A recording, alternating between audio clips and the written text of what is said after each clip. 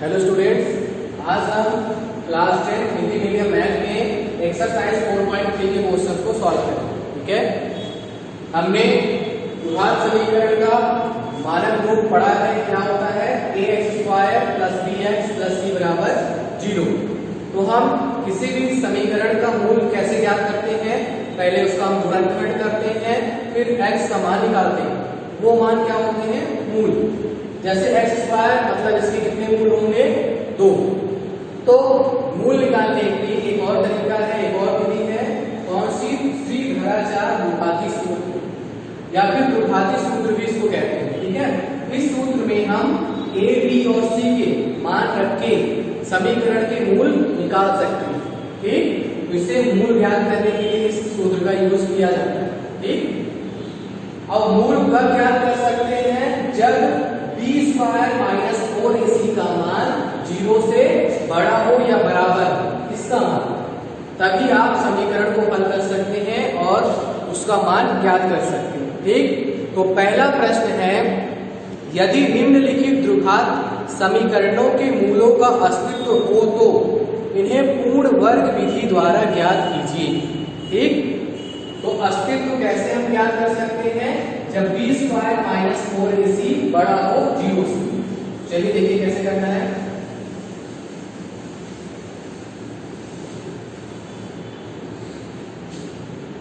पहला सवाल है 2x² - 7x + 3 बराबर 0। ठीक है, अब इसका पहले हमको चेक करना है कि इसका अस्तित्व है कि नहीं। तो अस्तित्व हम कैसे जान सकते हैं? तो पहले ax² + bx + c बराबर 0 से समीकरण की तुलना करने पर,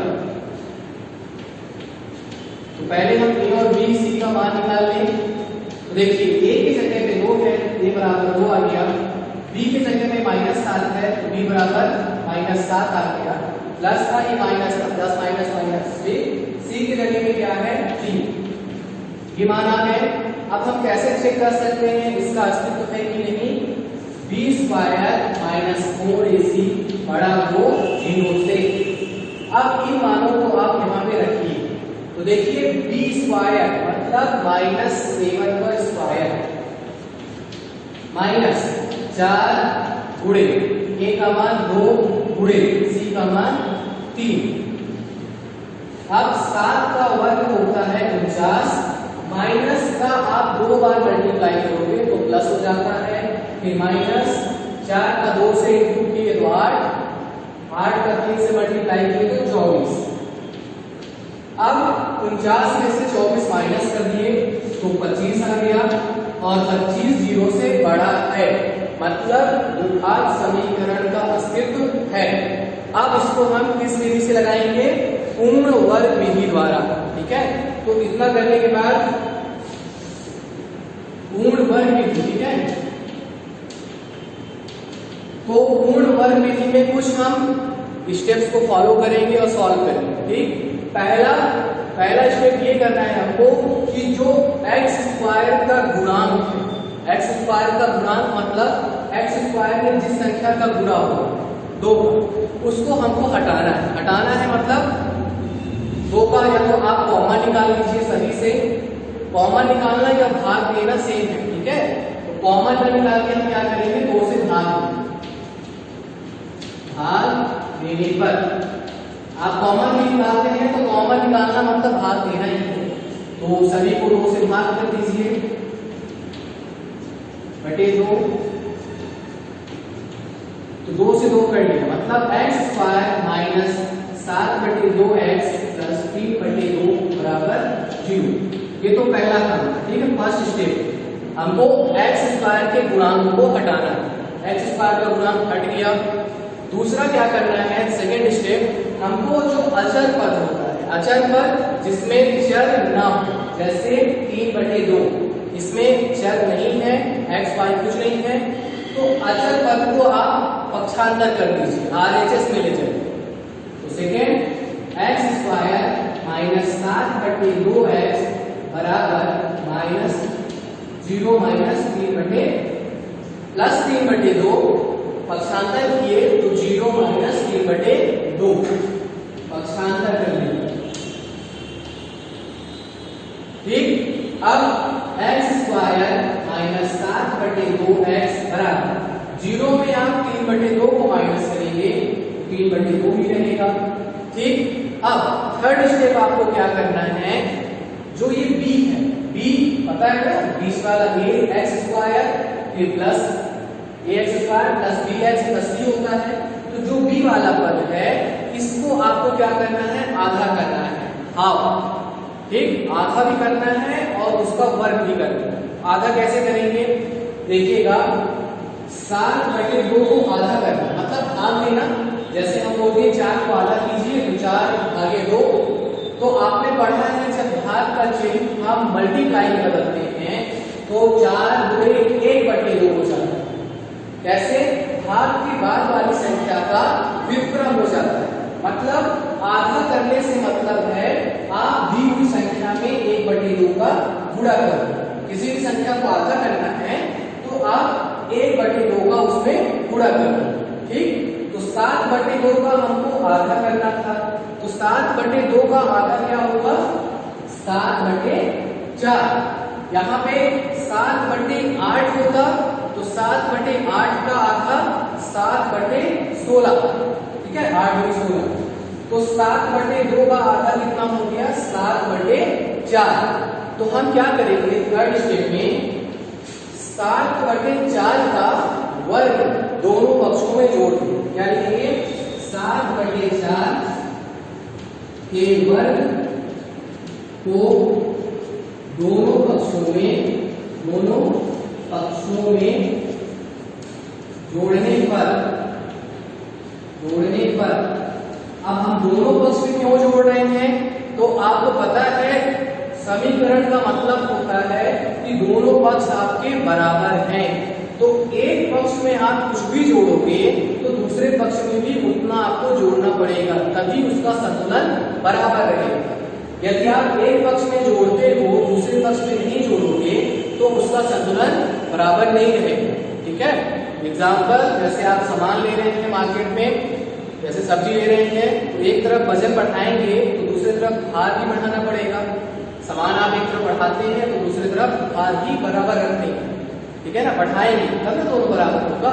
उसी तरह यहाँ पे हम 7/4 के वर्ग को एक पक्ष में जोड़ेंगे तो उसको हमको दूसरे के पक्ष में जोड़ना पड़ेगा। तो इसके आगे देखिए कैसे करना है,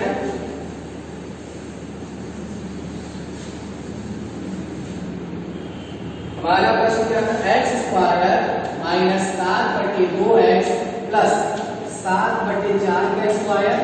हमने बोला है 7/4 के वर्ग को जोड़ने, तो 7/4 का वर्ग और जोड़ रहे हैं, और दोनों पक्ष में हम ये जोड़ रहे हैं। ठीक, अब ध्यान दीजिएगा क्यों ये बराबर है, अभी ये प्लस 7/4 है, आप इधर लाओगे तो माइनस 7/4 होगा, तो प्लस 7/4 और माइनस 7/4 कट जाएगा ना, इसलिए। ठीक है, अब ये हमारा सूत्र लग रहा है, कौन सा सूत्र, a square minus 2ab plus b square बराबर a प्लस b का होल स्क्वायर। ठीक, a की जगह में क्या है, x माइनस 7/4 का होल स्क्वायर, या फिर ऐसे पहले लिख दीजिए, देखिए x स्क्वायर माइनस 2ab होता है ना, वहां पे लिखते हैं 2, फिर a की जगह में क्या है x, फिर b की जगह में क्या है 7/4 प्लस 7/4 का होल स्क्वायर माइनस 3/2 प्लस ये जो स्क्वायर है ये दोनों का, 7 का भी और 4 का। यहां समझिएगा, हमने लिखा x a square minus 2ab, तो 2 फिर a फिर b। अब इसको हल करेंगे तो देखिए 2 गुणे x गुणे 7/4, ऊपर का गुणा होता है तो 7 गुणे 14x/4 कट भी जाएगा ना, 2 दूनी 4, 2 सत्ते 14, तो क्या आएगा 7x/2, तो यही था ना 7x/2, तो हमने इस रूप में लाया। अब यहां पे हम क्या लिख देंगे,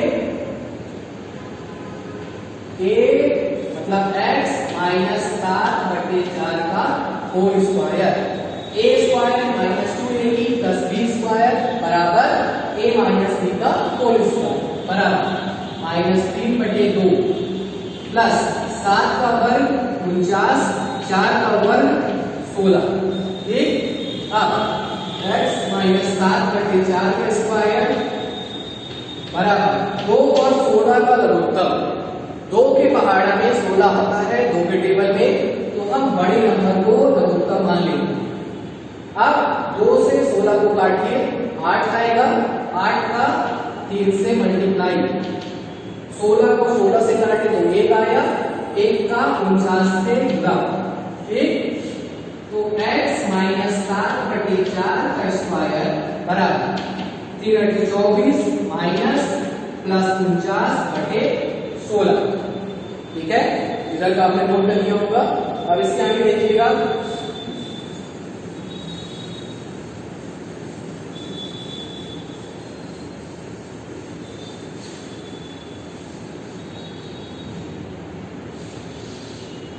इसको आप लिख लीजिए x माइनस 7/4 होल स्क्वायर बराबर, अब प्लस और माइनस, प्लस माइनस क्या होता है, माइनस 49 में से 24 माइनस किए तो आ गया 25/16। ठीक, अब हमको क्या करना है, इस स्क्वायर को हटाना है। तो स्क्वायर को जब हटाते हैं तो आप दो चीज कर सकते हैं, पहला आप दोनों पक्षों में वर्गमूल लगा दीजिए, या फिर स्क्वायर हटा के दूसरे साइड वाले में वर्गमूल लगा दीजिए। तो x माइनस 7/4 बराबर, ये हमने वर्गमूल लगाया 25/16, और वर्गमूल लगने पर यहाँ पे कौन सा चिन्ह होता है, प्लस और माइनस दोनों होता है। ठीक है, वर्गमूल के सामने प्लस और माइनस दोनों होता है। तो x माइनस 7/4 बराबर प्लस माइनस, ये जो वर्गमूल है वो 25 का भी है और इसका है 16 का भी है। ठीक, तो x माइनस 7/4 बराबर प्लस माइनस 25 का वर्गमूल 5 और 16 का वर्गमूल 4। ठीक, अब यहाँ देखिए, यहाँ पे आपको दो चिन्ह मिल रहे हैं, प्लस और माइनस दोनों। तो आपको प्लस अलग सॉल्व करना है और माइनस अलग। कैसे, एक बार लिख लीजिए, प्लस चिन्ह लेने पर, तो प्लस चिन्ह लेके सॉल्व कीजिए, तो x माइनस 7/4 प्लस 5/4। ठीक, प्लस चिन्ह लिए हैं, माइनस 7/4 का पक्षांतर कर दीजिए, तो x बराबर 5/4 प्लस 7/4। ये समान भिन्न है, क्यों, क्योंकि दोनों का हर एक जैसा है। तो इसको तो हम डायरेक्ट सॉल्व कर सकते हैं, बटे के 4 और 5 प्लस 7, तो 7 5 12/4, तो 4 से कट गया तो 3, तो x का मान क्या आया, 3। ये कौन सा चिन्ह लेने पर, प्लस चिन्ह। अब एक बार माइनस चिन्ह ले लीजिए। माइनस चिन्ह कैसे,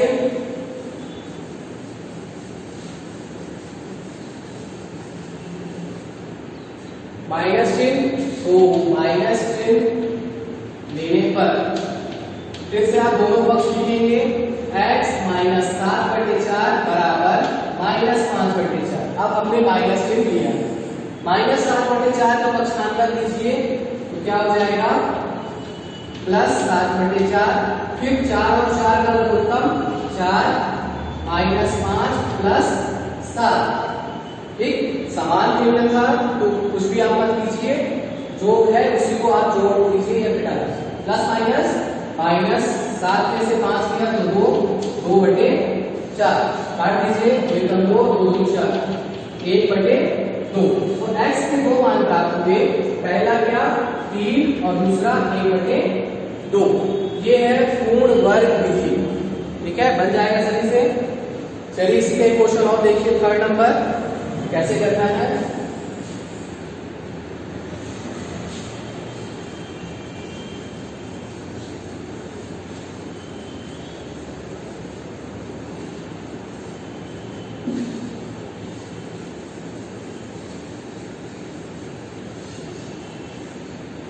क्वेश्चन है हमारा 4x square plus 4√3x plus 3 बराबर 0। ठीक है, अब इसको भी पहले क्या चेक करना है हमको, अस्तित्व, इसका अस्तित्व है कि नहीं। तो हम कैसे चेक करेंगे, ax square plus bx plus c बराबर 0 से तुलना करने पर तो क्या आएगा, a बराबर 4, b बराबर 4 वर्गमूल 3 और c बराबर 3 ये मान आए। तो हम अस्तित्व कैसे चेक करते हैं कि b स्क्वायर माइनस 4 इसी का मान 0 से अधिक आए, ठीक, या फिर बराबर है। ठीक है, तो चेक कीजिए, b का मान 4, तो 4 का स्क्वायर माइनस क्या है 4 है, तो 4 गुणे a का मान, b का मान यहाँ पे b का मान 4√3 है, 4 वर्गमूल 3 का स्क्वायर माइनस 4 गुणे a का मान 4 और c का मान 3। ठीक है, तो 4 का वर्ग 3 होगा और √3 का, तो 4 का वर्ग 16 और √3 का वर्ग 3। यहाँ पे 4 चौक 16, 16 में 3 का मल्टीप्लाई कीजिए, 16 ठीक, 16 यहाँ क्या आया -48। तो 0, देखिए 0 बड़ा तो नहीं है लेकिन बराबर है, तो b स्क्वायर माइनस 4ac का मान या तो 0 से बड़ा आ जाए या बराबर है, तो उसका अस्तित्व है। ठीक है, पिछले क्वेश्चन में सागर हमने यहाँ बराबर नहीं लगाया था, वहां बराबर रहे, ठीक, मतलब इसका अस्तित्व है। तो अब कैसे हल करेंगे, क्वेश्चन लिखिए 4x square plus 4√3x plus 3 बराबर 0। तो पहला काम हमारा क्या है, x स्क्वायर के गुणांक को हटाना है, मतलब x स्क्वायर में 4 का गुणा हो रहा है, तो हम सभी में 4 का क्या कर देंगे, भाग। तो 4 से भाग देने पर सभी को, ठीक है, तो क्या आएगा 4x स्क्वायर बटे 4, 4√3/4, 3/4, यहाँ पे भी 0/4, 0/2 भी होगा पिछले क्वेश्चन में, 0 ही आएगा, बराबर क्या 0। ठीक है, यहाँ पे 0 को 4 से आप भाग करोगे 0 ही है, यहाँ 4 से 4 कट गया, यहाँ पे भी 4 से 4 कट गया, तो बचा क्या x स्क्वायर प्लस वर्गमूल 3x प्लस 3/4 बराबर 0। ठीक, अब हमको क्या करना है, पहला काम हमको x स्क्वायर का गुणांक हटाना था, हटा दिए। दूसरा जो अचर पद है उसका हम क्या कर देंगे, पक्षांतर। तो x स्क्वायर प्लस वर्गमूल 3x बराबर 0 माइनस 3/4। क्या आएगा, x स्क्वायर प्लस वर्गमूल 3x बराबर -3/4। ठीक है, अब क्या करना है हमको, इसका क्या करना है, आधा, ठीक है ना, इसके आधे का वर्ग। ठीक है, आधा क्या होगा, हमने क्या बताया, आधा करने के लिए हम 1/2 का क्या कर देते हैं, गुणा। तो इसका आधा क्या हो जाएगा, वर्गमूल 3/2।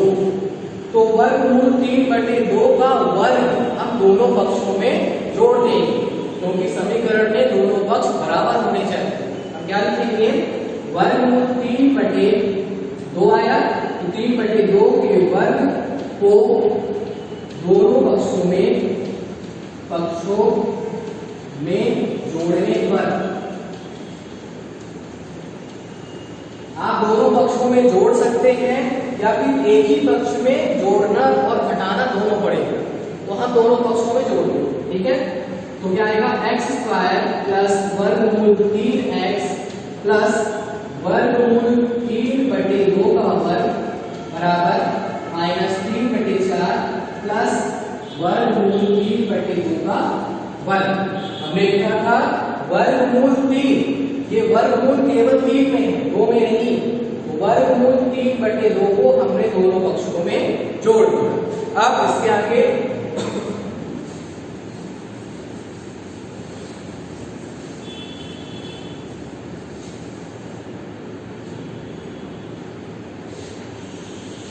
अब इससे आगे देखिए यहाँ एक्स स्क्वायर प्लस वर्गमूल 3x प्लस वर्गमूल 3/2 होल स्क्वायर बराबर -3/4 प्लस ये जो वर्ग है वो वर्गमूल 3 का भी है और 2 का भी है, तो वर्गमूल 3 का स्क्वायर बटे 2 का स्क्वायर।